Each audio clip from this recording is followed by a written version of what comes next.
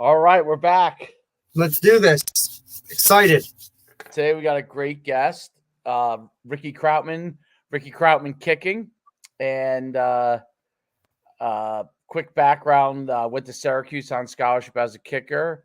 Um, was I think the all-time scorer in New Jersey history from a kicking standpoint. I broke all the records there when he was in high school. Pretty sure for like most touchbacks. I think we'll have to ask the specifics. Yeah. So he's got some crazy kicking records that are still today. Absolutely. I think you have a little bit of feedback, but Echo. All right, that's all right. Okay. Just so you know, and then yeah. So at Syracuse, I can't remember what school he ended up finishing at, but kicked in I think indoor leagues, kicked a bunch of different places pro wise, and then started training kickers, and we'll talk a lot more about it. But believe it or not, when he first started, I think he was maybe a year or two in, he trained my young kickers at Pal Park, Leonia. And he took our guy. I had him come down, and I don't remember how often. He probably remember. And he turned these young kids into we would never miss an extra point, dude. Never. And he helped these young kids that we had. And but yeah, that was quite a long time ago. And obviously, fast forward, he also has one of the best TikTok channels on kicking. I mean, hands down, if you're on TikTok, and I'll bust his chops a little bit with it here, but yes, really just, I'm sure it's built his business, being able to showcase everything. And he's had a lot of success. So many kickers go on and become successful and go on and kick at the college level. He in New Jersey is the kicking guru. Without further ado, let's bring on Ricky Krautman. Ricky, what's up, man? Hey guys, how you doing? What's going on? How we doing? Ricky Krautman, Ralph High School from 45. Let's go. Oh yeah, glad to be here, guys. Thank you for having me. Thanks, buddy. Appreciate you coming on. I was saying how I love your TikTok channel. I appreciate you, man. Yeah, I appreciate everything you guys do. Coach Suman, you have a hell of a TikTok channel, though. Hey, we talked about this. I said, listen, yours rivals a lot. I said, but Ricky's listen, he brings the juice every time he works with whoever he works with, and that's what stuff right now is what these kids want to see. So if they see you kind of embracing their world, they're going to have a, more of a comfort level to come work with you. 100%. The connection's super important, to have professional rapport connection, with student coach student. They have to feel comfortable working with you, and as soon as they start seeing progress and improvement, they just want to come back. It's all about consistency and staying positive, mentally tough. And I bring the mentally tough situations every time I go out there. I really sling it to my guys, because they're going to get harder than me in college one day, even in high school. Coaches will get after them. So I want to prepare them set them up for success, not failure. So I try to, implement all those, those mental toughness aspects that even at Syracuse, when I was throwing pencils at, spit at, when I was kicking, it doesn't matter. You got to learn how to, take deep breaths, ignore those distractions, and just trust the process. It's there's worse things that can happen, so that's not the end of the world. But yeah, Syracuse football was great, playing D1 football. But I would think, I played at pretty much every level. I went from Syracuse to Richmond for a little bit with Coach Clausen, who's at Wake Forest now. Played under him for a few semesters. And then finished up at William Patterson, Coach Suman. I know you were asking, where I finished. So ended up with a phys ed, health, and driver's ed teacher, K through 12 teacher cert. So that was back in 2009. And now I just coach full time. I've had my stints at certain school districts and stuff. Did great. But once 2018, 2019 hit, I'm like, I just want to focus on building my business. That's when I started the TikTok channel. And that's how everything exploded, pretty much from there. So I remember when you started the channel doing pretty much similar videos to what you do today, right? And I was like, wow. I was like, could that work? I didn't know, you know what I mean? You were doing something that was totally as far as, I've seen people do, stuff in football and videos and different things. And But for kicking, like that was totally different. And especially with the narration that you put to it, like you say their name, which I think the kid, if I was a kid, I'd love it, right? Like you're saying my name, you're putting a little pressure on me because obviously the camera's on me, and then I got to kick it, right? And it's just it was so unique, and I was like, I'm curious if this will work, right? Because you come in my feed, I followed you, and obviously I know you, and then over time, like you were so consistent with it, and more and more players got on board with it.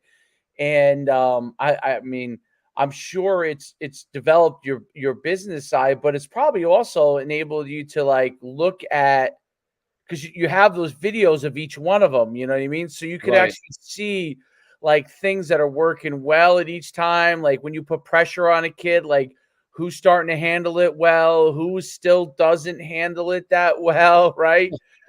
Yeah, each kid is different, different personalities, different learning styles. But having that teaching background, having that K through 12 cert definitely helps. People are like, "Wait, you do that full time, coach football full time?" I'm like, "Yeah, but teaching and coaching go hand in hand." So when I got my teaching cert, everything I learned from my professors at Syracuse, William Patterson, even Richmond, it stuck with me. And I ended up actually at one point, I actually talked to University of Richmond sports psychologist who was in charge of the psychology programs in sports at Richmond. And he taught, that guy literally like sat down with me for an hour and just went over like breathing mechanisms and visualization techniques. And more kids should go see like, sport, because honestly, like I can teach the kids everything I know one-on-one, but how are we going to translate that to the game situation? So kids do great with me one-on-one. There's sometimes it's hard for them, to deal with those pressure situations. That's when I come in though. And that's when I try to introduce, all those different game plans, running out from the sideline, sprint, yelling at the kids. I guess I'm known for that, for yelling, but that's how it should be done, man. Because college football, high school football, I mean, the coaches are really going to be on top of you, and I don't treat my kickers differently than any other position. It's all about, treating everyone equally and as football players, not just kickers. And I tell them to be working out in the gym, at least 3-4 times a week, with your team, on your own, stretching every day. So I have like a whole plan. I have a PowerPoint for them. I come up with like workout routines, and all that stuff helps. All that helps. And academics, as you know, is the most important. So I constantly repeat after to the parents, to the kids. If you don't have good grades as a kicker, like no coach is going to recruit you. I had a 4.9 GPA in high school, which is kind of not unheard of for a kicker, but definitely I worked my butt off. And I wasn't the best standardized test taker, but definitely try to have a high GPA. So this way colleges, when they recruited me, were like, all right, we're going to get that guy in. Like Syracuse said, okay, you're good. Ivy League schools, Harvard, Yale, Princeton, they said, I am not good unless I get a 1,200 out of a 1,600. And that was back in 2001. So things were a lot different at that time. Now, Ivy League schools, to actually play there as a kicker, it's not 1,200. Now I think it's like 1,350, 1,400. They're very selective who they bring in, and they should be, because when people say standardized testing is a good, it's a good like signal on how you're going to do in college, like specific schools like Richmond. That's one of those schools, very high academic program. You have to do well on your standardized tests. Like there's some schools that if you do well on your standardized tests in high school, it's going to be easier for you to adjust. Harvard, all the Ivy League schools, and I know those type of kids do really well in standardized testing. So Syracuse is a great fit for me, but unfortunately there was a coaching change. Coach Robinson, rest in peace. He came in and changed the whole program. And, I ended up bouncing, after 2005. I wasn't, I guess, a good fit there anymore, but it is what it is, man. I tell the kids I made a huge mistake. And they always ask, like, do you regret leaving Syracuse? And yes, I do, because that's a full ride. That's a full scholarship for academics, not just football. It's about academics. No one can take education, academics away from you. And I try to really repeat that day and I tell my kids that story, and even the parents, whatever they think or not, it's a meaningful story, and it definitely changes kids' lives, because whatever school it is, man, if any kid's lucky to get a full scholarship anywhere, I mean, there's people fighting there are people fighting for this country, man. It can't be that bad. Like I was starting in 2005, right? I just wanted to go to the league. So I had a different attitude when I was 20 years old. I'm like, I'm going to go to this school. Grass is green on the other side. It ain't, but I am happy where my life is right now. And without those experiences, I wouldn't be who I am today. So that's why I'm very like energized and very like into what I'm doing, because I've been through like the ups and downs. I'm sure you guys have too, as football coaches. You just got to like just shake it off and move on. So. Well, the ups and downs are part of the game. There's no doubt about it. And I think that this is what you were meant to do, and you're able to impact a lot of kids. I mean, like hundreds and hundreds of kids, which is really, I think, unique from a kicking standpoint, right? Because there's only one kicker on the field, right? So many kids coming in to see you and work with you is a unique thing, and you being able to relate that experience to them. You could say, hey, I learn from what I did, learn from what I did well, obviously, as well. Right. I mean, you were Yeah, the of course. all-time leading scorer in New Jersey history, Yeah. it's so, I mean, obviously there's tons of things that you've done, but be able to learn from those experiences, you could help guide them. And so I think that that's really, really cool. And I was telling Derek, I began to tell the story.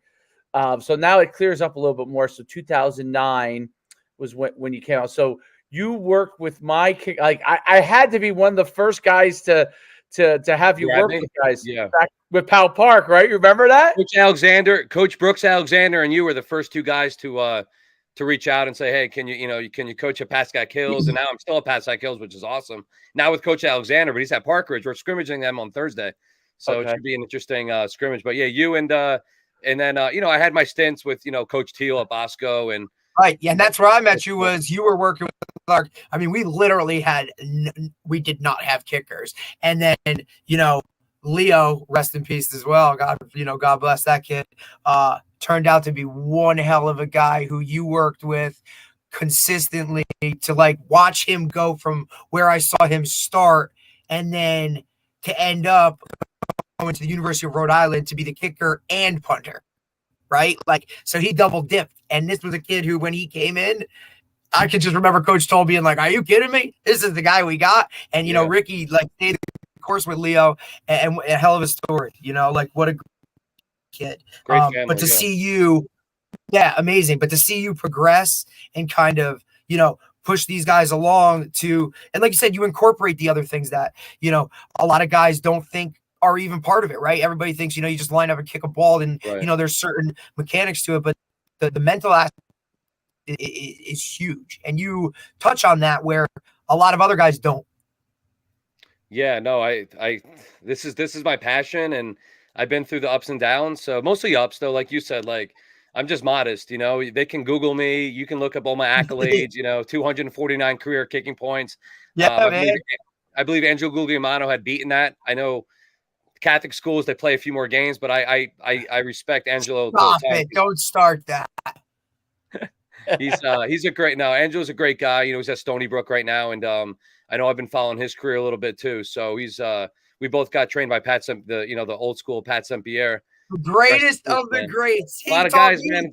Bro. Yeah. We're always saying rest in peace as we get older, but it is what it is. Right, I guess. Right. I know it's a lot of it. But listen, a lot of guys learn from Coach Saint-Pierre, and I think you've taken certain aspects from him in terms of how do you approach the kids in certain ways, and he was an old school kind of, this is how you do it, and you kind of just went with it. But I mean, also you were very fortunate. You went to Ramapo High School, so you've been around high level talent and just good programs, and I think you've taken that with you. Oh yeah, 100%. Started with Coach Mike Niello at Ramapo, and I remember him coming down on his golf cart when I was in 8th grade, and I was literally just kicking on the field, like no training. I think Justin Reamer trained me once from Wayne Valley. Remember Justin Reamer, big time 90s in the 90s kicker. He went to go to California for the Replacements movie. He was going to be a stunt double in the Replacements. So he trained me for a little bit. He moved out to Cali for a little bit, and then I had met Pat, and Coach Mike Niello wasn't a big fan of that, to be honest. Wasn't a big fan of me working with Pat. He didn't like any kickers going in there working with these coaches and stuff, because Coach Miele is old school, man, old school Italian coach. We know he means well. He was my coach at William Patterson for a few years as well, which was crazy how it ended up. Yeah, so you got the full circle. Okay. Yeah, that's how. ISO. I'm going in there. Oh, here that he comes sense. again. Yeah. I remember I dropped the football. I remember he was our athletic director for a little while. Oh yeah, he was in Wayne. He was in Wayne too a little bit too. Yeah. But he had us. He was an interim guy when we were at RBR our second year. So he took an interim job down here. So we have experience with him. We'll leave it at that. No, real quick though, I dropped the first drop I ever had as a punter.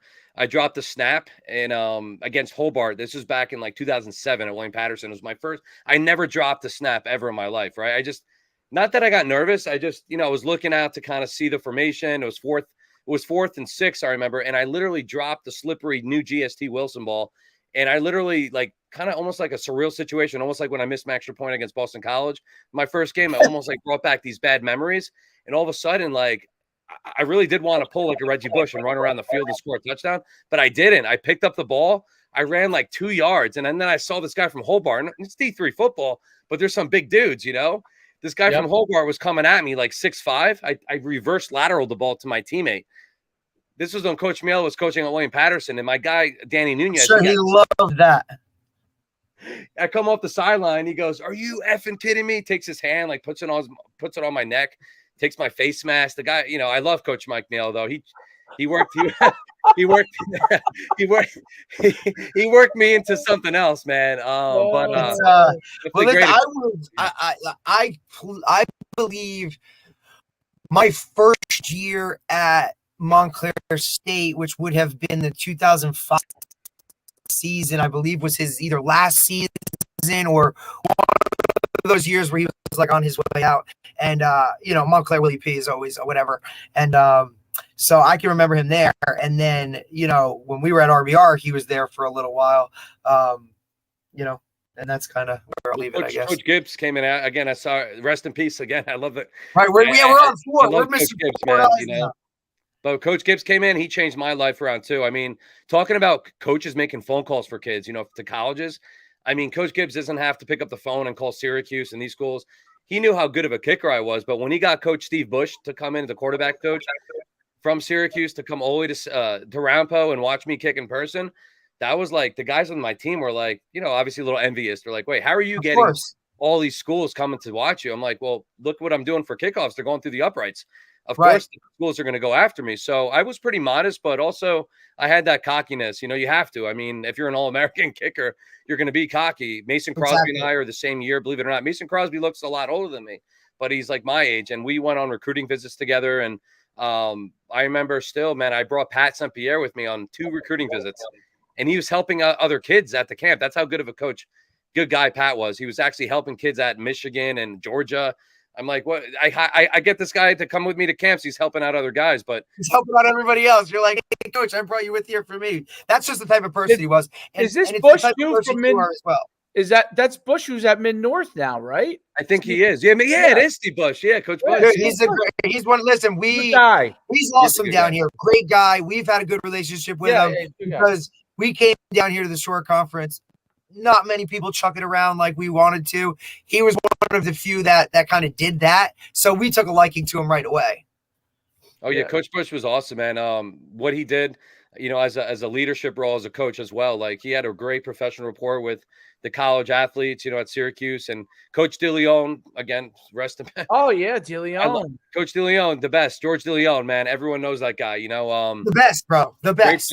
Great family. He always invited me over for like dinner with the linemen. I mean, he didn't have to do that, Right. He wanted to keep you included as a specialist because a lot of our viewers, I don't think they really understand, Rick, and you can kind of go into it just a little bit. Like a kicker's lifestyle is way different than a pure football player's lifestyle, right? Like, I mean, I know you're still expected to be a part of the team, but your routine as a college specialist is very different. Could you talk on that a little bit? Yeah. So, we still have to go to meetings, especially the special teams meetings as kickers. So we always have to work on like being on time. Responsibility is very important. We're treated equally like everyone else. So if we're late to a meeting, even by like a second, I'm talking even Roundpo High School, like you're in trouble. You're going to be running sprints, this and that. So when it comes down to like keeping everyone equal on the football team and doing the exercise in the weight room and everything like that, we're pretty much on the same page. The only difference is when we're at practice, we have some ample time to like, do some core stretch it, core and strength exercise, a lot of body weight exercise. Yeah, right. Keeping shape. You're over there kicking balls into garbage cans. You're freaking like, hey, how can I do that? I know a specialist lifestyle, bro. But now since I've been coaching for over 17 years, I have a regiment that I tell my kickers and punters, because a lot of coaches, actually, I have to email one of the Immaculata coaches, one of my workout plans, because he asked for it. So that's actually, I just reminded myself on that. But yeah, a lot of kids are asking me now, like, and coaches, like, what are the reps are we taking like every day? Like, I'm not going to have my kicker kick 100 balls a day. So I have like a routine, you know, with my guys, staying consistent. Every kid's a little bit different, but most of the guys I tell, you're going to be kicking and punting every day. I practice long snapping. That's just the way it is. With the reps with the football team, you know, with the live reps, live ops, snap, hold, kick, snap, punt, all that stuff. But on your own, you're going to have to work on your dry runs, your air kicks, all the line drills that I talked about with all my guys. I mean, they have to stay consistent with the routine. And if they get that consistent routine down, it's only going to help them on the field, obviously, in those game situations. So we are very different than other positions in regards to, like, you know, obviously we're kicking, punting on the sidelines, where linemen and quarterbacks are not kicking, right? They're working on the X's and O's, and the running backs are involved, the linebacker, everyone's involved. You know, kickers and punters, we're involved to an extent, but when the rest of the team is doing their, you know, their offensive defensive plans, you know, I'm working with my guys on the sideline like a pass that kills. I'm making sure the guys are staying active, because you'll lose respect from your teammates if you're not doing anything. If you're a kicker and just chilling on the sideline, absolutely, like, they're not going to respect you. So I started doing push-ups at Syracuse right away to earn that respect. Some of the guys from like Jacksonville, Florida, are like, "Who the hell is this kicker, man?" Because I honestly failed my 110s when I first got to Syracuse, and Coach DeLeon, you know what he said to me? He goes, "You mean we recruited you to come here and you fail your 110s?" He's like, "Shit, I wish we could take that scholarship back." Once he said that, I literally, it lit a fire up my ass. I mean, I just wasn't prepared. The transition from high school to college, like, ate me alive, man. I just wasn't ready, and I wasn't mentally ready to go. I remember 8th game of the season, Coach Pasqualoni, longtime Syracuse coach, put his arm around me right before the Boston College homecoming game. 50,000 people. He goes, "Hey, Rick, are you ready to kick today?" I said, "I'm supposed to be redshirted, coach. It's 8th game of the season. You know, it's not like what it is now with 4 games, the redshirt. I mean, they play you one down, you're done." So I said to Coach, "What am I going to say? No?" So I'm like, "Why is this, though?" He goes, "Colin Barber got hurt before the game started, the starting kicker." And I said, "Are you kidding me?" And he goes, "No, I'm not kidding." He goes, "We need you today." I'm like, "How about the other kickers on scholarship?" And he goes, "No, they're not available. One's torn ACL." I'm like, "You got to be kidding me." So what am I supposed to say? No? So I went in for pregame, and I was kicking like the living shit out of the ball, you know, excuse my language, knocking them through the uprights, everything. So Coach Pasqualoni and DeLeon go, "All right, we got you here for a reason. You're going to be starting today against Boston College." Guess who was playing against me in that game at Boston College? Greg Toll, Coach Toll's son. And my sister was married to him for a while. So it was like, at the time they were a girlfriend and boyfriend, you know. He didn't even know I was kicking. Like, we were literally like staring at each other probably from the sidelines. And I get the call to start. And Syracuse, we run down and score a touchdown pretty quickly against BC. The whole place goes nuts. All I hear is like, "Krautman, you're in." And again, I was out the night before hanging out with my boys. I'm like, who the hell thought I was going to play against BC? I was like thinking, oh my God, this is crazy. You know, surreal situation. 6-0. The place is loud house. I go in there and I clank the red upright on my extra point. You can't make it up, coach. You can't make it up. And I go into the sidelines, literally saw a ghost. You know, I look like I'm fair skinned to begin with. I look like literally just a ghost. And the coach pulls me to the side, Coach Pasqualoni goes, "Rick, you're gonna get he's like, you're gonna get another opportunity to kick this." And I said, "Okay, well, you know." We ended up beating Boston College by a lot of points, but I got one more opportunity that game. It was a 36 from the right hash, and I hit it wide right. So after that 0-2 debut, they benched me, and they just left Brendan Carney in there to, you know, the Malvern Prep kid, just to punt. He was a 6'4" skinny guy, you know, and he would do the kickoffs, he would do the field goals and the punting. So they didn't want to like ruin my freshman year. So I was redshirted my sophomore year, and then played all junior year. Hell of a debut. Oh, wow. So, anyways, yeah, it's just, no, it's great. That's a great story. It's a great story. I mean, it's an unfortunate story, but it's a great story. It's great learning. Absolutely. Well, I was going to say, with respect to recruiting, and I'm curious of this because you have so many kids you work with. What do you tell your kids, like, with respect from a recruiting standpoint? Do you help them with that? Like, what is your role in all that kind of part for them? Well, let me tell you, Coach. I'm old school when it comes to even though I do post a lot on social media. Sometimes I wish, honestly, I can just like the old school back in the day, word of mouth. You know, that's why a lot of coaches know who I am now. Obviously, Twitter and TikTok and all that stuff. But you know, the Northeast coaches, we stick together. You know, especially New Jersey. So I have a lot of, different, Coach Hoffman, Coach Nuns, I know all the camping. So I have a lot of ties with, college football, especially in New Jersey and the Northeast, Coach Chiano. So that helps. Coach EJ Barthel is a good friend of mine. He's in Nebraska. Don't know too much about Coach Rule, but obviously now I do since my guy Nico got a preferred walk-on spot there. Yep, I think it's I think it's like it depends. Like I'm very picky and selective. Like even though I work with a lot of guys, if they're looking at D1 schools, I'm not just going to refer a kid to a D1 school, but Twitter is the best resource right now for colleges to like go on Twitter and see prospective guys. The only problem is they're getting thousands and thousands of messages and stuff. And that's why they take off their I understand why Notre Dame and these schools, like you go on the staff directory and they have Twitters, but you can't even message them unless they follow you, a lot of those coaches. So I'm just trying to network for these guys, man. Once COVID hit in 2019, the C word, I was like, I'm going to do something different. Like Coach Schumann brought up, like I changed my whole thing. Cause I was old school when I first started coaching, like with Leo. I mean, I referred guys, I talked to colleges for the kid, but nowadays, like there's other coaches and other kids that are trying to get their guys to, if I don't help out my guys, they're going to go to other coaches. That's how it is nowadays in 2023. You got to, but for me, it's like, I just focus on what I got to do with my guys. I'm not worried about what this coach is doing because they're all helping out. I would never, badmouth any other coach because they're all helping kids out. They all have a great professional relationship with the students. I know for me, a lot of those coaches that I hit up, maybe even new ones. I know I tweeted, I think the Duke special teams coach. I don't even know honestly, I never heard of the guy, but I tweeted him because one of my guys was interested but again, I'm not going to just tweet him and waste my time if the kid doesn't have D1 potential. That's the thing. How do you determine it? It's kicking is so tough, right? From like, so for example, and here's my example. I see where you're going with it. Great question. Cause like we talk about it all the time. Like, how do we determine, right? Like, is there a certain, hey, is he hitting from this yardage? Like, there's a lot of questions, especially when it comes to high school guys.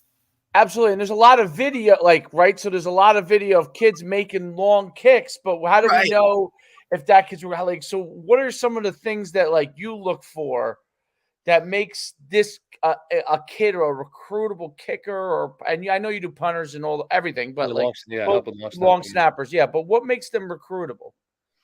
Well, the consistency is the big term right there, right? I mean, consistency on kickoffs, the distance to hang time, the get off times, the snap, punt, all that stuff, extra point, field goal. Because again, you could train a kid 1-on-1, but how are they going to perform in the games? And like going back to before, like I set them up for success, not failure, but it depends really on the kid and their academic, their goals and objectives as well. Cause I have a kid right now in Middlebury from Northern Highlands High School, played under Coach Russo for a while. And his name's Andrew Haas, great kid, man. He had D1 potential too, but he's that type of kid that academics, he's a great fit for Middlebury. And there's certain kids that just want to go Ivy League or D2 or D3 because they already know kind of that's where their parents went, like Bucknell. Bucknell's a great school, Is it a strong powerhouse D1 football school? No, but it's a great academic school. And I think parents and their kids who may have went through that route, a lot of parents may have graduated Bucknell. It's easy for the kid to kind of maybe, get into that school now because their parents went there.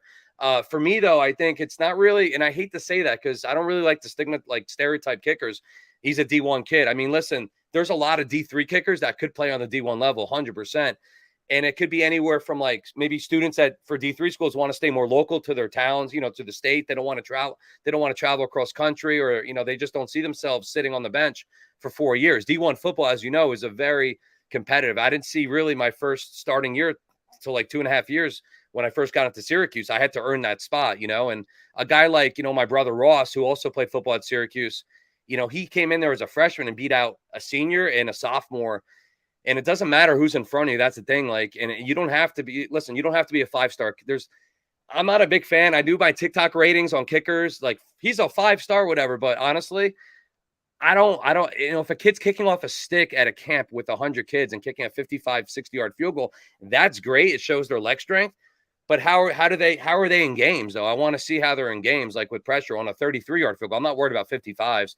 I'm worried about extra points and kicks, field goals inside 40 yards. So I think if the kid gets like that, consistency inside 45, 50 yards, and it's knocking touchbacks in, the touchbacks is really what's going to signal those D1 coaches. Because a lot of kids can kick field goals, Coach. Yes. You know that. But if you can put that thing through the back of the end zone and eliminate an entire play on it, I mean, listen, you had the record for most touchbacks in a season, I believe, it was some kind of crazy number. But I mean, listen, if that's something like I know, and especially as a special teams guy, if you can now put that thing consistently through the back of the end zone and eliminate a play, like that's on a whole different level. That's what these guys are looking for. So that was the big difference. I was going to say, like, there's a lot of D3 kickers. I'm not saying every single one, but most of them, all right, they might not be getting 70-yard kickoffs, okay, like in high school. So D1, to be a D1 kicker, like you're going to have to consistently kick 65 to 70-yard kickoffs in high school average, at least junior and senior year. Sophomore year, I mean, I was kicking them to the 5, but then I worked with Joe DeFranco, world-renowned strength coach, Brian Cushing, all those guys. And then Coach Schumann. I mean, listen, we grew up basically in the same area. You grew up in Jersey, right, Coach Schumann? Yeah, I grew up in Bergen County. Yeah, so the whole Park Ridge, Cushing stuff. I mean, Coach Joe DeFranco used to work in Waldwick at the Odyssey. That's in Parisi's. Obviously, I worked with him all throughout my career, and that's how I got like stronger. Though a lot of kickers think it is technique, but you got to get your ass in the weight room to really hit touchbacks. That's super important. But yeah, I think like all divisions, like they all provide different things for kids and parents. I don't think like, oh, he has D1 potential. I mean, there's D3 guys that have D1 potential, but maybe they're just not kicking off like as far, or maybe academically they're not ready for that big level here. Because I work with a few kids from like Mississippi, and some of those, like the virtual sessions that I do, and some of those schools down there, not even the Ole Miss, Mississippi State, like Eastern Mississippi State, some of like the JUCO schools, they're really good. And that's how you can get like into some of those D1 schools, by starting at that level, because now you're playing college level football. The guys that you're playing against are the speed and everything is different. So I think like Nassau Community, even Sussex County Community College, I think a lot of kids like kind of like don't even look. They kind of look past that. They're like, oh, I want to go to Syracuse. I want to go to this school. But that might be the easiest way to maybe get to a Syracuse, because those type of schools, I always say you got to know somebody, but yes, to get yourself kind of in the door and like try out and walk on. I mean, Nebraska, obviously, I know, Coach Foley, and I know, and Coach Barthel, and that obviously helps a little bit with Nico going out there and at least competing, but he was number 1 at their camp. So, and plus he hit that 46 in the state championship game. That really solidified any chance. Solidified it. A huge kick, but the game film is super important. Absolutely. I was lucky enough to be there to see it in person. So someone like Nico, who really is a fantastic kicker, gets a walk-on spot in Nebraska. What are there? And it's funny because I'm the game, but like, how much money is being thrown at kickers from a scholarship standpoint? Now, I remember, when we played Summit in the state championship in 2012. Their quarterback and kicker was Mike Badgley, who's now, the Detroit Lions kicker, right? And I mean, his leg was out of this world. And Mike Badgley, I always wondered, was he actually there on a full ride? He may have been on a full ride. He was that good, Mike. So, but are there a lot of full rides, or do a lot of Division I schools look to bring them on as a preferred walk-on? How does that work more for kickers? Yeah, so there's a regular walk-on spot where literally you get into the school academically, and you head down to the football office, and you maybe show them your highlights in high school, and I guess you're considered a walk-on, meaning you're at the school already and they want you as a walk-on. A preferred walk-on, basically you're getting recruited like Nico is, and Coach Foley and Coach Barthel, I'll let you know this. They said if they had the money, and Nebraska has money obviously, but they said if he had the scholarship kicker punter money, they would give it, but they had given Sam Koch's son the punting scholarship for his year. So that was one scholarship. And Nico punts, but Koch is like a punter, Right. And then they have this kid from Nebraska. Listen to this. 5 field goals in one game to win the state championship for his high school team in Nebraska. He gets a full scholarship from the old staff in Nebraska, not from Coach Rule. 5 field goals in one game to win a state championship in Nebraska. That's great. Now, Nico, who has another year at Old Tapan, right? And then, obviously going to be enrolling into Nebraska. He's got a lot of competition, obviously, not just this kid, 2023 kid. Nebraska football, there's like 4 or 5 probably other kickers there that he's going to have to contend with, that there could be some walk-ons that are as good as preferred walk-ons. Like, that's the thing, scholarship or no scholarship, you have to be real good to get on that D1 team. Like there's no ifs, ands, or buts about it, right? You got to be ready. Nico has all the potential in the world. We still have a lot of work to do in regards to some of his technique and stuff, but he has the leg speed, he has the leg strength, and that's what they look at, projection. And Nico's one of those guys they project to maybe earn a full scholarship one day. But even Coach Foley said, Rick, we will give him a full ride right now, but we already give this Nebraska kid. And I was talking to my dad, who's a big role model for me, and I was kind of explaining the situation. Don't laugh too hard, guys. He goes, wait, let me get this straight. He goes, a kid from Nebraska is going to beat out a kid from New Jersey for the starting spot. And I said, why do you say that? Because, I mean, listen, there's guys throughout the country that are very talented. Right. He goes, no, it's not about that. It's about the mental toughness of a kid from New Jersey, the way they grow up and the way they handle these adverse situations. And that's exactly when you look at my brother and I, like, we didn't back down to any competition. That's when New Jersey teaches you how to be mentally tough. You know, I know Nico is going to come in there and focus on what he's got to do, not worried about this kid, because once you focus on your competition, it's over, man. You know, you got to focus on what you got to do to help the team win games. And again, you only have one body, one mind. So you got to take advantage of every situation. But going back to the scholarship thing, Coach, not many kickers do get full. I mean, I'm telling you right now, I mean, the best of the best do, and they don't have to be 5-star Coles guys or 5-star Sailor guys, you know. It's all about academics, what you do in games, and what you do at the kicking camps, right? I have a guy, Nick Reed from Harrison, New York. He's at Buffalo now. You know, I worked with Nick for a few years. You know, I haven't seen the kid in a little bit, but he's a great kid, and he deserves to be at Buffalo. The only problem is Coach White, who recruited him, he's at Memphis now. So it's like, that's the thing. Coaches leave. Like, you can get attached to a coach, and then they leave. It's like, but he loves the school, Buffalo. He's a New York guy, Nick Reed, and I know he's going in there as a preferred walk-on too. I mean, Nick was pounding kickoffs for Harrison.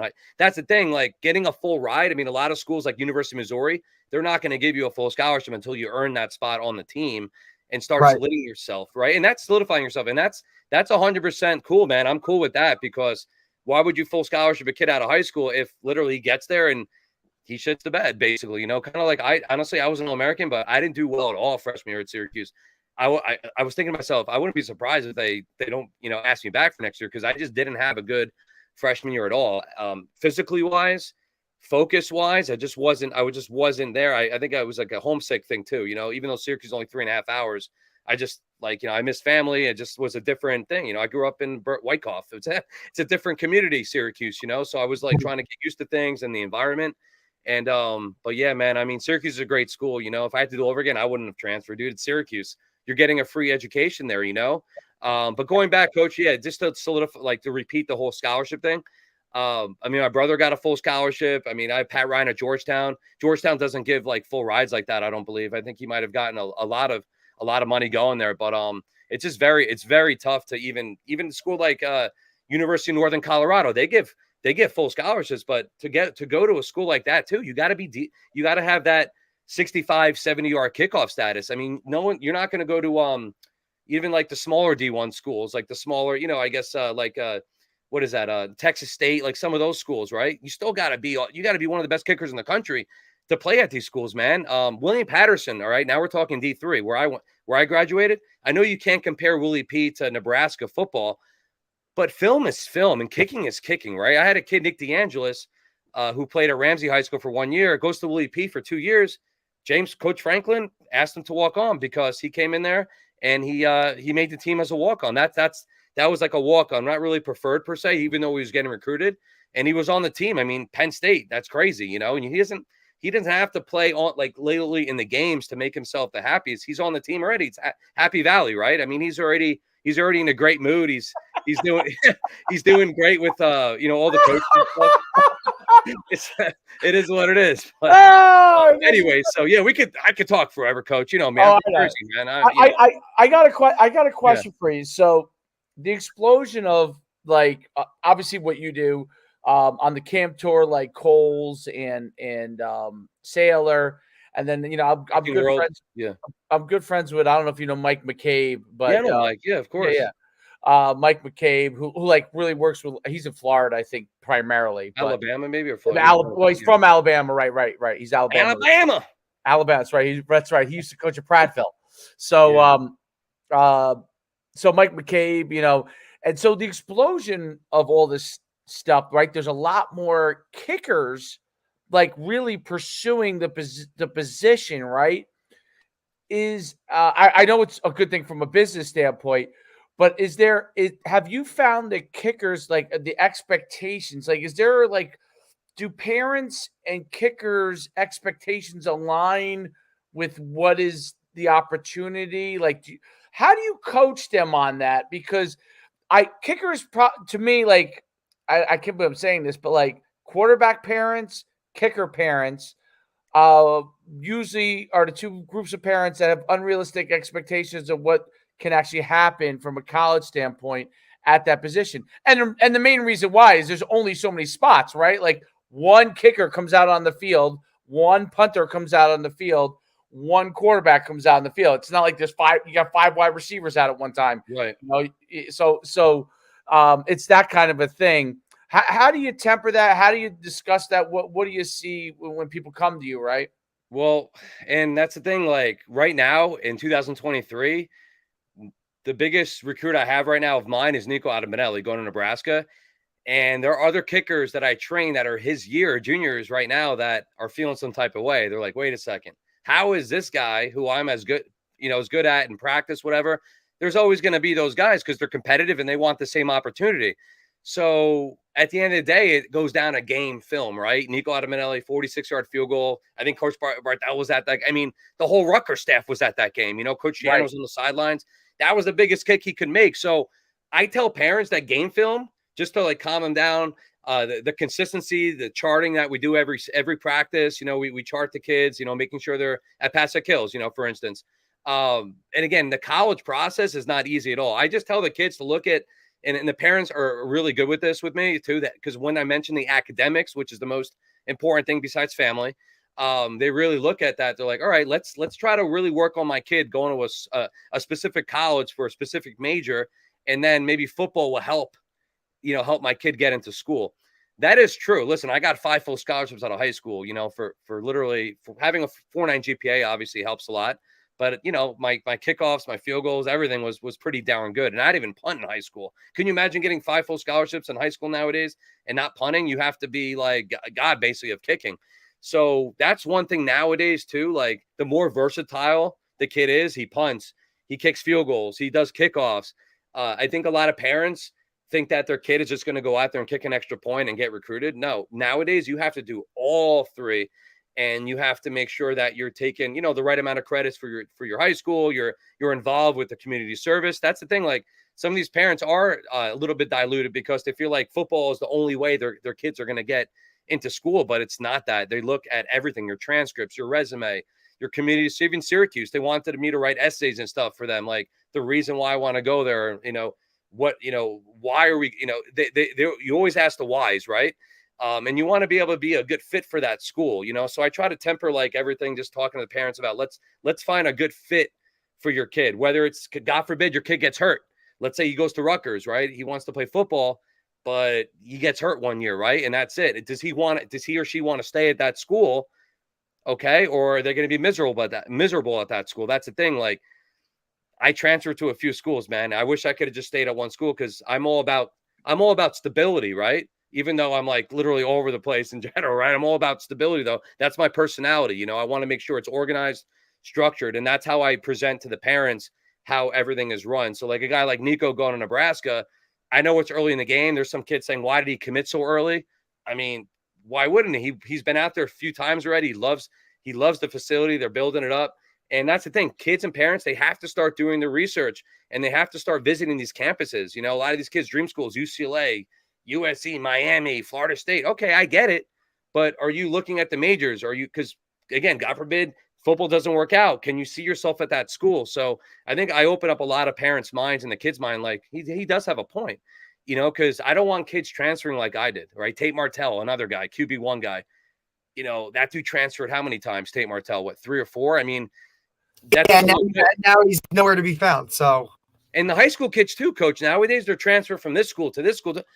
You know, I can't keep track. Even some of my kickers are transferring, you know, from the public schools to pro. I get it. You know, a lot of kids think that going to we have a mutual, one of your mutual students in mind, and we've actually referenced him on here. You know, you got a guy going from a big time public school, right, where, you know, probably some of the best facilities, right, like, and you could be a part of that. And then, no, I'm going to go to a place where hey, it's a private school and maybe I'll get more looks here. Well, as you know, kickers, punters, long snappers, all specialists, social media, TikTok, Twitter, Instagram. I mean, whether coaches want to admit it, every coach is on Twitter. Every football coach is on Twitter. They're looking at kids' films. And that's the biggest thing I tell parents now. Your kid, I don't care if they're a freshman. I have a rising freshman going to play for Coach Bear and Coach Preston Lawyer at Ramsey. He was going to go to the Pole. Ramsey. Yeah, now he's going to Ramsey because Coach Bear knows how to talk to parents and he knows how to talk to kids because, again, he's a disciple of Coach Toll at Bosco. And he has that he was there for years with Anthony Campanella. He was his right-hand man and then spent a bunch of years at Hasbrook Heights and has taken this Ramsey program and used all of those tools, man, to He's turn fired up, man. That guy, I thought I was energetic. No, he's great, man. Coach Bear is a good guy. So he's in a good spot. Again, the same thing with Kyle, like the recruiting, when I'm talking to parents and their kids, meet the coaches, see if your kid has a good professional connection with the coaches. You can want to go to Notre Dame, right? But if you don't have a good connection with the coaches or you don't see eye to eye with objectives and goals, Coach Barthel and Coach Foley, Coach Rule, they're all on the same page with what Nico is projected to do, right? Is he projected to start right away? No one knows, man. It's all about what can you do what have you done for me lately? A lot of the kids I work with are always like, oh, but coach, the other day I was kicking better. I don't care. I don't care if you're kicking the other day better. It's what have you done for me now?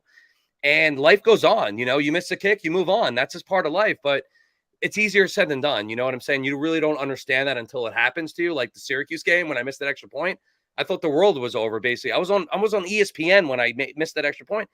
First game ever, and that felt like crap. But you know what? What am I going to do? Cry a river? I mean, you got to bounce back, and I didn't. And I wanted to say one more thing about that story. The starting tight end, Joe Donnelly, is from Rochester. He was a big-time tight end for Syracuse at that time. He came up to me after that game, and he goes, if you ever miss another extra point on national TV again, I'm going to take your head and really stick it in the toilet. You won't be able to breathe ever again. And he said this so strong to me and it resonated. I still remember, I still tell the story. It's like you get respect. Kickers, they say kickers don't speak unless spoken to, but you gotta make your kicks, man. And especially on the next level, right? Because even though Nico is being heavily recruited right now, obviously his preferred walk-on go to Nebraska, he's got to bring now his A game, not only to Old Tappan this year, because they're going to pay attention on how he's doing for his senior season. They could easily take that away. They're like, oh, we're good. Obviously, God forbid any type of injury, but in general, though, right? You always got to understand, keep yourself healthy. And that's another thing I want to say, Coach, real quick. I prevent the ways I prevent injuries from happening with kids is developing that warm-up stretching routine that they have to do an hour and a half before the game. Some of these kickers will go an hour before the game. They don't even go at a halftime. Coach, I tell these kids, open your mouth and talk to your coach about going at a halftime. They're afraid. They're like, my coach won't let me go at halftime. It's one of the most overlooked aspects, I think, of the game. I mean, obviously, I'm paying a little bit more attention being a special teams coach myself, right? And all that, always been an important part. But some of these things that these guys don't do, or, really it's man, what are you doing? You have to now really embrace this if you want to do it at a high level. Oh, yeah. Go out after time, right? Make sure you have a routine pregame. Coach, I need a little bit of this. How many guys, it's still astonishing me how many guys don't even have a kicking net on the side. A lot. I work for the little thing. Net Return's a great net company. And yeah, just those are expensive nets though, Coach. You need to save some budget money to get those. Those are $900 kicking nets, man. Yeah. Yeah, but they work. Trying to win games, dude. Somebody's dad in the stands can figure out how to create a freaking kicking net. You don't need any money. Somebody's dad went to school and is an engineer. Some PVC piping, right, Derek? Some PVC piping. Listen, buddy. I'm sorry, this ain't Ramapo, okay? Wyckoff, us in North County, we had a whole set of goalposts. On our own. All right, look, you were in North Warren? Wait, you were in North Warren? I was Butler. Oh, but you never coached in North Warren, have you? No, we played them. I mean, there's nothing like going to play them in a game scrimmage and you turn around on the visitor stands and the smog is coming up from the cornfield. You want to talk about an atmosphere, dude? Atmosphere, Sussex Tech in Sparta. Okay, there you go. I was watching. Who's a stud? The running back for Sussex Tech, and he's the kicker. He's just a stud. He plays lacrosse for High Point. He doesn't even play lacrosse at Sussex Tech. He plays for High Point. And this kid, Brian Gruber, his name is Brian Gruber. I went to watch this kid last year. It was Kinnelon versus Sussex Tech because I had a kid at Kinnelon. Well, God bless you for that barn burner of a juggernaut. Barn burner. There were spotted lantern flies on every person that was there, literally flying on everyone's shirt. I was scared. It was like a horror movie with the spotted lantern flies. There was too many of them, but I get scared of those things every time I'm coaching. I'm like, this thing's gonna fall in my eyes. I know you lived in West Milford for a little while too, so like, you're in a totally different area. Yeah, man. My parents lived in Homedale. My parents lived in Homedale for a while. County, bro. Your parents lived in Homedale for a while? Yeah, they lived right by the new townhomes, that Bell's Tower. Yeah. The Bell's Tower there, those new townhomes. They sold their house. Yeah, gorgeous. I live like 5 minutes from there. Dave lives like on that other side right there, and then SJB on Lincroft and Lincroft. Yes. So they sold, and now they're back in Franklin Lakes. But anyways, so yeah, I mean, listen, with what I do and my coaching and my recruiting stuff, I don't promise kids scholarship. Like I can't promise a kid or a parent a full scholarship, But I tell them they got to work hard. Yeah. I mean, you never know you never know what's going to happen. Nico can get to Nebraska and win the job, and he gets a full scholarship. That's how it's done. You got to you're going to have to beat those other kids out. The best kid plays. And I know when Coach Pasqualoni got fired, when we got our asses kicked against Georgia Tech in the bowl game, when Calvin Johnson scored like 6 touchdowns against us, Megatron, all right, all our coaches got fired. After 15 years, Coach P was there for 15, 16 years. He goes to the locker room after the game, and he goes like this: "You guys are going to remember this game for a long, long time." And that's the last words I heard of that guy. I was on a cruise ship. My dad goes, "Ricky, the whole staff got fired." I said, "Are you kidding me?" And he goes, "Yeah, they brought in Darryl Gross, from California. They brought in Major Applewhite, Greg Robinson." And I said, I'm on full scholarship. I'm going to stick there, obviously. And then I'm like, why am I here? They didn't recruit me. I had that attitude, but the attitude should have been, wait, I don't care who's coming to this school and coaching. I'm on full scholarship. I'm just going to work my ass off and still be on full scholarship. You know what I'm saying? I don't really have to play even if I'm not playing every game, but I'm 39 years old talking like that right now. I wish I could talk to myself at 20 years old and tell that same. I know. And it is what it is. I could talk about it forever. I left Syracuse on a full ride, but these are the experiences that I tell my kids. And that's why I feel like I'm I'm not just sound cocky. I just feel like I have all those positives and those, sometimes negative experiences. You're well-rounded, which is what makes a good coach. I mean, exactly. You've experienced real things that these guys can really relate to. Like, hey, we all made it. I mean, look, same thing for me. I was originally. Yeah, I mean, look, now if you were Juan Stenner out, exactly. If you were Juan Stenner out, you wouldn't be kicking. You wouldn't be coaching, right? Because what would be your motivation to coach? You Juan Stenner out, or who's the one? Justin Tucker, or that's one guy I haven't connected with on like Twitter. I've connected with other positions, obviously some NFL athletes, some rappers that like hit me up for my videos. Are like, wow, you're rapping Eminem and shit. Like that's he's like, that's pretty impressive, man. You're trying to get in these kids' head. Like Zay the Prophet, some Jersey rapper. I can't. Everyone's like, who the hell's Zay the Prophet? I'm like, well, he's some guy. He follows me on TikTok and Instagram. I'm like, I'm gonna shout him out, But no, it's just cool. Like that's what I mean. It's the connection that you make with these kids based on the generation that we live in. The rap game, even rock music. Like I try to tag like certain people. I was tagging Taylor Swift on a video the other day. I mean, I'm sure. I saw the video. Oh, dude, you're my hero. Listen, you're gonna have to start tagging the sorority dances. I know they're coming in your feed, Rick. I know they are. I know they are the sorority dances. Oh my God, no! But this is life, dude. It's fun. This is what 2023 is about. Even though I want to live Amish sometimes, I kind of want to live like everything just away from everything. But then again, this is what makes me drive. Like living in Jersey, like it keeps you living. It keeps you wanting to get better, and the mental toughness that we get. Whether I know you're a father, Coach Schumann, and Coach DePasquale. How many kids do you have now, Coach DePasquale? Just the one. Just the first started. He just started. Well, you beat me on that because I just got engaged. And I just one thing at a time here. Congratulations. One thing at a time. Yeah. Hey, May, you there? As long as listen, you're you're one of those guys that I think will continue to have your passion. So I think it'll all work out. Like, no, I'm chilling, but So no, so this is where life is for me right now, you know, helping these kids out. It's not so much the following, man. Listen, you know how it is, like self-confidence, of course, raises your self-esteem a little bit when people are following you and like, you know, making your day by their messages. You know how many videos I've gotten when that TikTok rating stuff blew? I still have probably over 100 kids I haven't even ranked on TikTok. And they go, Rick, can we use it in a profile on Twitter? I'm like, of course, I'm a professional coach. You can use anything I say.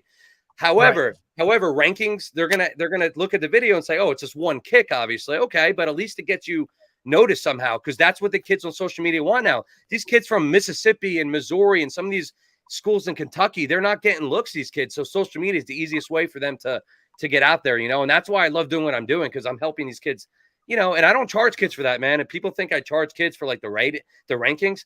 Only time I ever charge a kid if they're coming to my session and we're getting that 2 full hour session, or it's like virtual. But if a kid sends me a video, I'm not going to be like, oh, it's $100 just to watch your film. You know, it's like, I love doing what I do.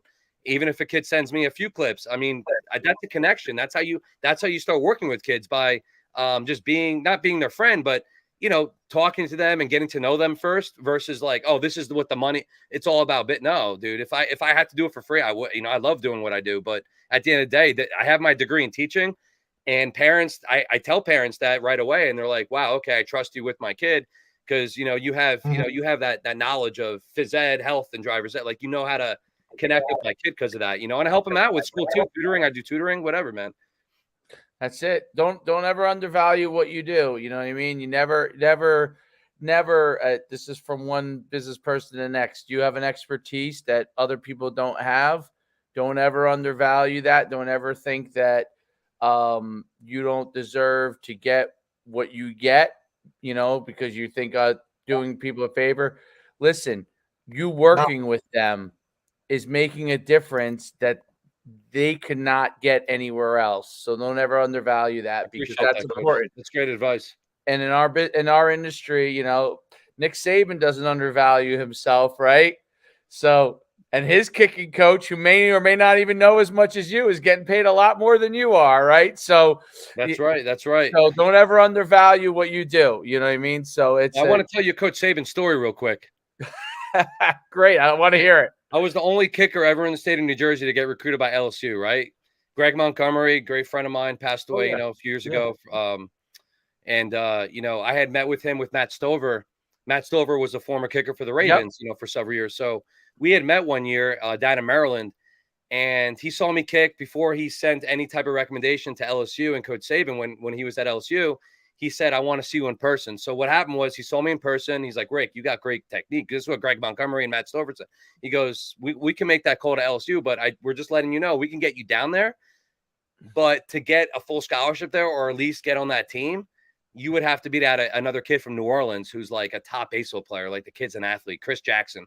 And they won the national championship in 2003 in LSU, right? That was the year I was going to go there. I went to Syracuse, obviously. They just won the basketball national championship. So either way, it was both schools are awesome, you know? So I get down to LSU with my father, right? We go to Tulane first. I was recruited by Tulane. We had to visit in New Orleans, Nolans, whatever they call it. And then we took the, you know, little car service. We drove down to Baton Rouge, you know? And we got on campus, and these 3 cheerleaders from LSU escorted my father and I around the campus, which was awesome. And finally they go, hey, Ricky, and they had the Southern Belle accents, you know, they're like, hey, Ricky, we just want to introduce you to Coach Nick Saban. This is Nick Saban here. I went right past him. I didn't even know who he was. Like, literally, he was so short, like short of, you know, it's like 5'6", 5'5". I went past the guy, and I'm like, that can't be Coach Saban. And Coach Saban said, he goes, excuse me, Jersey guy. He goes, come over here. I want to see. He goes, I want to see you kick. I heard a lot about you. I'm like, Coach, oh my God, like, you're the guy.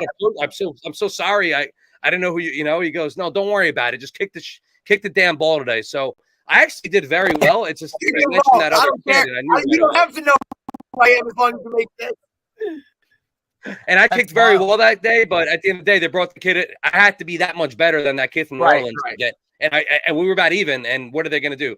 Send the New Jersey kid down to LSU? No, the money, just like arena football, just like the kids, the hometown kids, if those kids are pretty good, I'm not that much better than them, whatever. They're going to get in the baseball. I mean, the kid plays LSU baseball. I mean, why not? Are you going to take that kid? you know, so it is what it is. But those are all life experience I had. Coach Rick at Georgia, you know, I brought Pat with me down there. We messed up on the yard line stuff. He goes, we want the next Janikowski, Coach Rick said, because he worked with Janikowski at Florida State. And I was like, Janikowski? He goes, what was your kicking coach doing, Pat? You know, he goes, why was he lining up for 60-yard field goals? I was only asking for 50. And they were going short. And that's why, again, he was kind of like, he didn't say anything. He wanted to see my distance on my kicks. And my 60s were going like, you know, a yard short. And he goes, we're looking for the next Janikowski.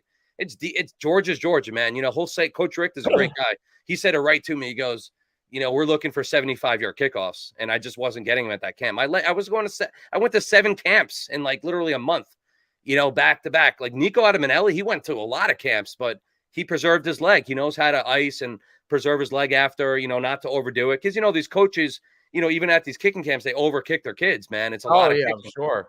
So that's another thing I tell parents, you know, it's like they work with me, they do their thing on their own, but let's be very specific and picky what schools that these kids are going to. Why choose 10 colleges if the kid's not going to go to this school, even though it's Florida State, you know, it's Florida State, it's Miami. I get it, but do you realistically see your kid at that school, you know, academically, athletically? And that's why I ended up at Wayne Patterson. That was the best chance for me to get my 2 years of fame. Because remember, and what happens with the NCAA eligibility, it keeps going, man. It doesn't stop. And I only had that. I wish I had a few more years. That'd be awesome, but no, not anymore. I'm focused on coaching. I think you're gonna have to coach now. I think you're a few years past it. 39's not old, Coach. No. You know, but definitely got to stay positive. Wow, yeah. So you were in your 20s when that's okay. Yeah, it makes sense. Well, listen, it's been great. Can you just, before we have you go, tell where people can find you, the best way to get a hold of you if they want, you know, to work with you. Yeah, well, the easiest way, right? So people are like copying down email addresses and stuff.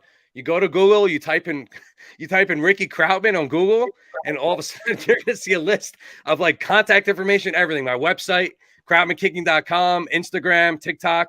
All you got to do is put in Krautman. You know, it's pretty much right there. But no, I'm just I could tell you every, you know, at this, at that, but just you go to Google, type in my name, and literally you can find all my information. Coach Ricky Krautman, Ricky Krautman Kicking. Learn from the best, but also the most important thing is learn about life at the same time. And I truly believe that I'm a mentor and a role model to these kids and also the families. You know, like you mentioned, like how do you sit down with the families and talk about recruiting? Well, I do, you know, and I love what I do and I'm passionate. So I appreciate you guys for allowing me to come on here and explain to me, because I'm a different breed, a different type of kicking coach, man. I'm not your normal, you know, day-to-day coach, you know, this and that. No, it's getting to know the kids on the next level and bringing that A game and energy every time you step on that field, man. Make a difference. Absolutely. It's been this has been a fantastic hour. It flew. It absolutely flew. Like I just looked up, we were at 102. We got to do it again, Coach. We got to do it again for sure. Absolutely. No, it was a ton of fun. And we look forward to seeing you real soon.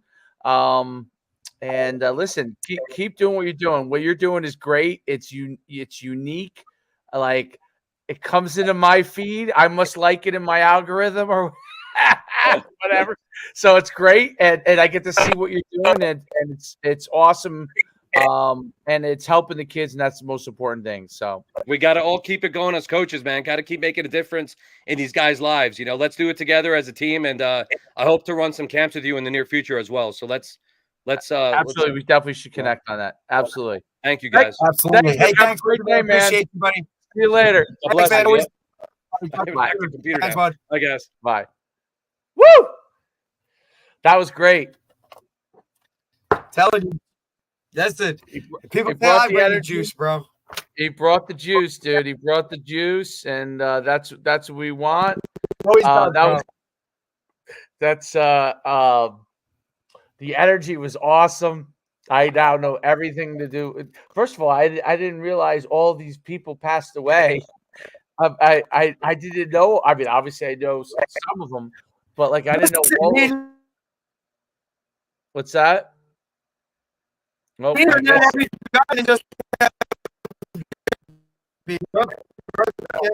in peace. It was like, oh, rest in peace, this guy, rest in peace, that guy. Like, oh, okay.